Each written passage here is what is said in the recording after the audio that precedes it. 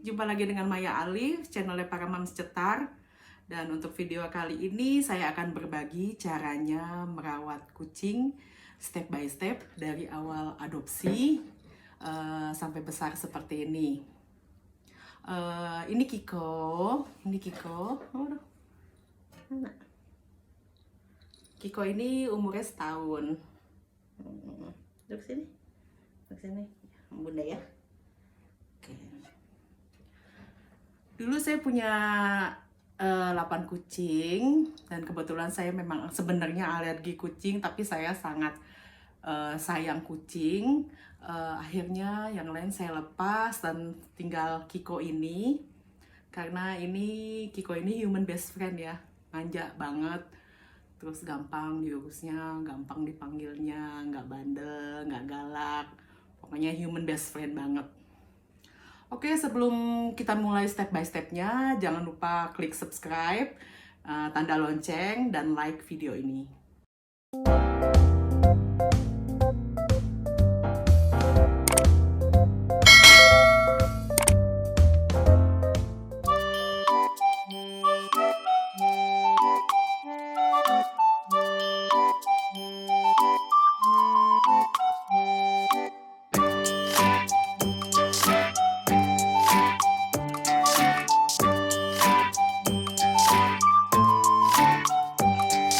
Kita mulai aja ya, Mam.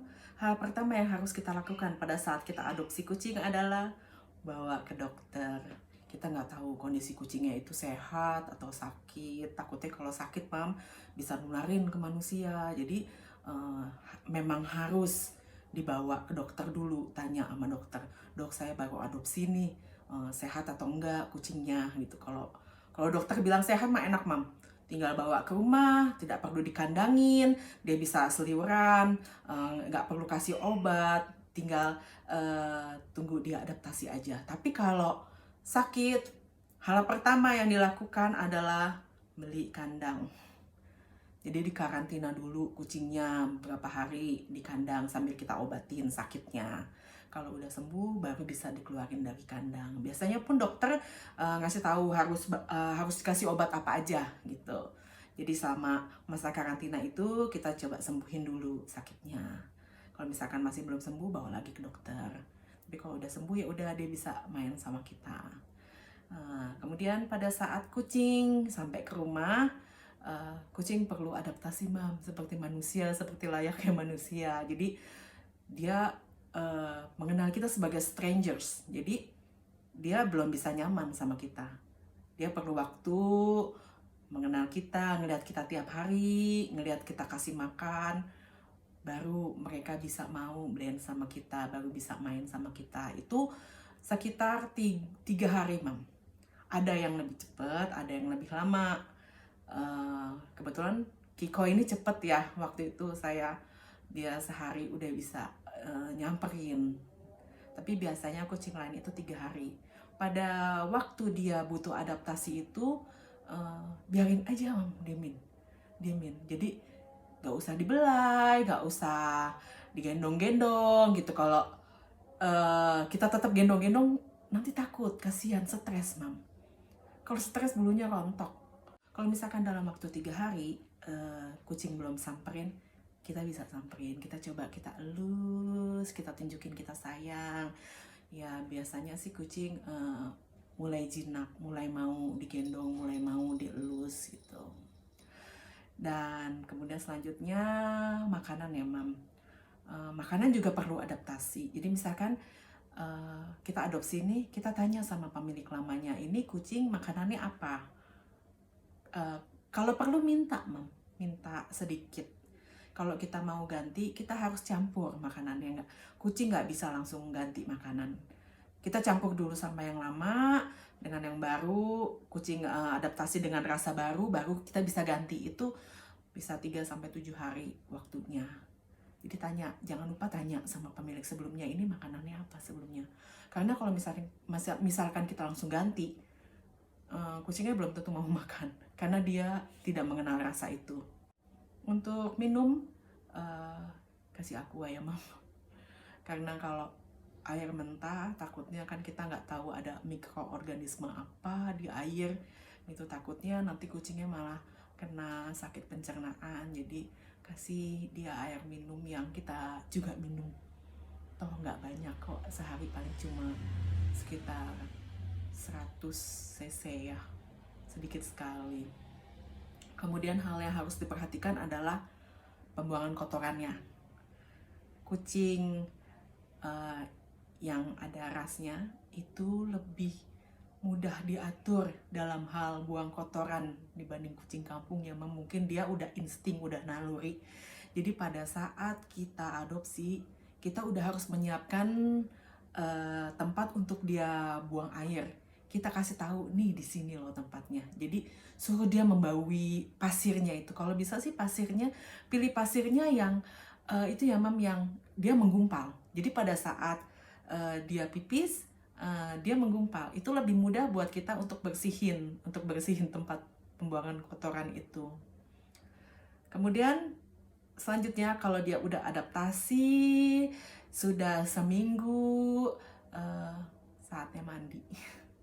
Mandi kita bawa. Kalau kita belum terlatih untuk memandikan kucing, kita bawa ke klinik atau ke pet shop yang kira-kira bisa dipercaya tidak nularin penyakit. Kalau saya sih prefer mandi ke klinik. Cuma memang lebih mahal dibanding kalau kita ke pet shop. Jadi ke klinik, mandi sehat, grooming, itu dia terus pulang ke rumah dalam keadaan super bersih. Selanjutnya adalah vaksin, Mam. Jadi kalau kita adopsi kucing, kita harus vaksin. Itu gunanya supaya kucingnya sehat. Kalau kucing sehat, kita ngerawatnya juga tenang. Karena kalau kucing sakit, bisa aja kucing itu menularkan penyakitnya pada kita.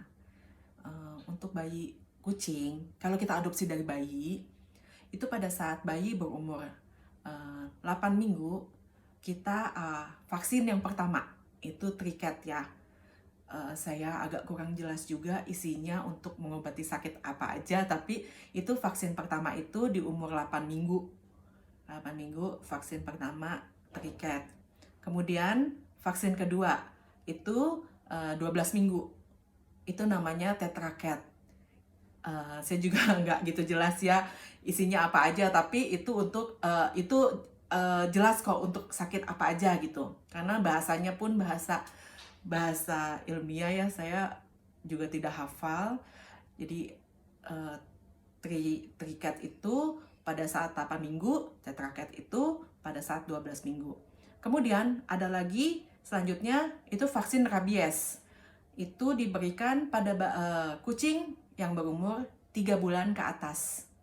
Jadi kalau sudah 3 bulan umur kucingnya, kita bisa vaksin rabies.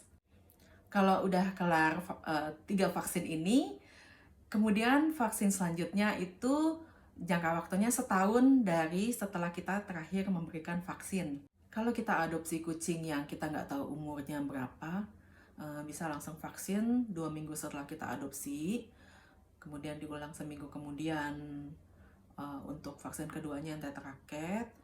Dan setelah 3 bulan kita adopsi itu, kita bisa vaksin rabies. Dan kemudian kita ulangi setahun dalam jangka waktu, selang waktu setahun. Penyakit-penyakit umum kucing nih, Mam. Biasanya kutu, jamur, tungau, dan rabies. Kalau rabies kan udah ada vaksinnya ya, tapi kalau kutu, jamur, tungau itu bisa menular dari kucing lain. Jadi kalau kita punya kucing rumahan, kalau bisa nih Mam jangan keluar. Kalau keluar dia ketemu kucing liar itu bisa menularkan penyakit ke kucing kita. Itu biasanya sih kutu, jamur, tungau tuh ditularkan. Kalau kutu nih, Mam, datang aja ke dokter, minta suntik kutu. Itu biasanya cuma sekali, udah sekali hilang kok. Suntiknya di bagian sini kucing ya. Atau bisa juga mandi kutu, tapi bisa beberapa kali baru kutunya hilang. Atau bisa juga dikasih ada obat kutu juga ada. Penyakit umum lainnya adalah jamur. Jadi kucing yang tidak keluar rumah pun bisa kena jamur kalau lingkungan dia tinggal itu lembab. Jadi sebisa mungkin kucing mendapatkan cahaya matahari, tidak dijemur banget tapi paling nggak keluar, kena udara luar, kena matahari gitu. Jamur itu ada yang ringan, ada yang berat, namanya scabies, itu yang bentuknya bulat gitu seperti ring. Kalau jamur yang biasa gitu bisa kita mandiin, mandi anti jamur itu bisa beberapa kali, atau nanti dokternya kasih tahu ini dimandiinnya per berapa hari dan selama berapa kali gitu, bisa tanya dokternya. Tapi kalau misalkan jamur yang sudah parah, kadang dokter kasih obat oles atau ada juga obat oralnya. Jadi tanya aja ke dokter. Kalau masih yang sedikit aja ya kita mandiin jamur aja, kita beli samponya, kita mandiin sendiri gitu. Atau bisa juga setiap kita mandi ini kan saya per 2 minggu ya kalau yang ke klinik, itu saya bilang mandi jamur gitu. Mandi sehat namanya, mandi jamur itu juga bisa. Tapi kalau kita mau lebih intens itu kita bisa beli samponya, sampo jamur itu kita bisa mandiin sendiri. Penyakit umum lainnya adalah tungau. Tungau ini parah ya mam, karena ini kan parasit ya, jadi mending langsung ke dokter. Jadi tanda-tandanya tuh biasanya di kuping, karena biasanya kenanya di kuping. Jadi kucing kalau garuk-garuk kuping tuh dikhawatirkan kena tungau. Jadi kalau misalkan ada tanda-tanda seperti kayak jamur begitu di kuping, langsung aja ke dokter. Dok, tanya dok ini kenapa, apa ini tungau atau bukan gitu. Kalau tungau harus perlu cepat ditangani ya mam, karena takutnya menular ke kita. Oke, selanjutnya adalah mandi. Kucing itu mandi per 2 minggu biasanya. Tapi kalau misalkan dalam seminggu kucing sudah bau, sudah kotor, ya kita mandikan saja. Tapi rasanya boros ya kalau terus mandi di klinik atau di pet shop. Jadi bisa, boleh mam kita coba mandiin dulu kucingnya berontak atau tidak. Memang susah awalnya, tapi kalau lama-lama kucing udah terbiasa sama kita juga biasanya dia udah nggak berontak. Pakai samponya bisa beli di pet shop, itu ada sampo biasa atau sampo yang memang untuk perawatan kutu atau jamur. Tapi kalau dia nggak ada kutu atau jamur, mending pakai sampo yang biasa aja. Oke, sampai sini dulu untuk step by step perawatan kucing. Semoga kucing kita sehat ya mam. Jadi lebih enak untuk diajak main, lincah, energik, dan menyenangkan. Untuk kritik dan saran bisa taruh di komen ya mam. Atau untuk misalkan ada usul apa gitu, boleh ditaruh di komen. Oke, terima kasih banyak udah nonton video ini. Jangan lupa klik tombol subscribe, lonceng, dan like video ini. Sampai jumpa.